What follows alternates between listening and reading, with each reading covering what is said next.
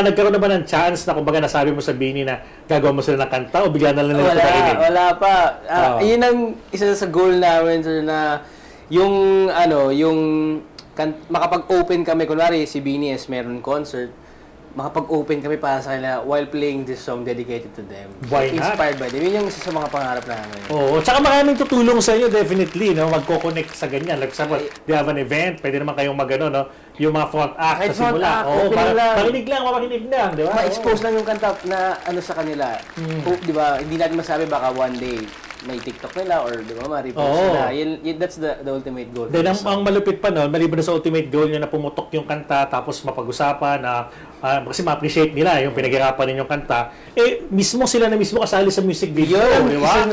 Dati ini-imagine namin, sabi ko sa kanila, Kuya, balang araw, ganito na mangyayari. Yung nasa music video talaga sila. Kasi nung ginawa namin yung music video, meron pa kaming pinakulay ng buhok para magmukhang Bini, pero nakatalikod lang siya. So, pasalamatan yun, ha? Oo. Alexis, shoutout sa'yo. Siya yung bumanap na Bini doon sa music video namin. So, representation, di ba? Yes. Manifestation na rin, na baka dumating yung time, hindi na kailangan ng may kulay, ha? Sila na mismo. Sasayaw pa yun. That's the goal. Pero lapit ng effort, ng idea na yun, ha? Na parang may kaibigan kayo na magkakamayo, no? Kasi talagang ang sinabi namin, para sa amin yung song na ginawa namin is pwedeng international. So why not sagarin na namin with the music video, effort na natin to, sabi namin. Kasi, kumbaga yung kanta nga para sa atin, gano'n na yung tingin natin, sagad na natin siya. So talagang nag-effort kami sa lahat.